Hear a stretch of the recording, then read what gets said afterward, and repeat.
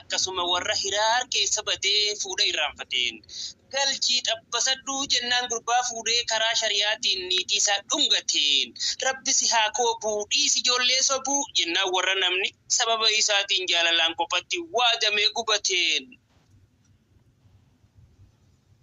Allahu akbar.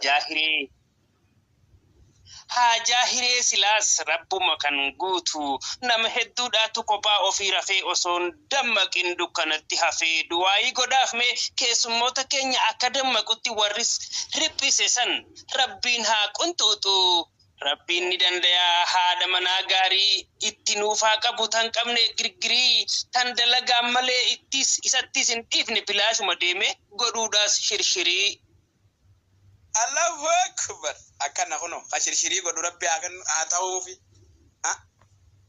Arra maasha Allah abbaa itti beekeef waa magaalaan toltee ijoollee waliif galtee harka wal qabattee mana wajjin galtee dargaggoon jaalattee miiciyyoo heerumte tana eeyitee dhabdees achi gara galteeti ta warra ollaadhaa takkarra wal lolte kunoo akkana laal tan rabbiin qajeelche halkan duudaan ciiftee gurbaa bu'aan qabneef januu dhiiftee kallattii seeraatiin haa galtu qajeeltee.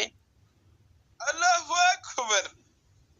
Haye keessummoota keenya narra laalinaa ga'aranii mirqaane ijoollee hambaa seenaa tanaatu jaalalaan na shawwade malee isin hin daganne ayyoo fi abboonis miiciyyoof mucaanis hundumtu keessanuu baga nagaan dhuftan an haa dhufu jenne ijoollee wal fuute lachuu dirijjiti abbaanis mangistii qe'ee isaan kana wahii cinqiin jirti diggisiidhaas taanaan hanga quufnu nyaanne.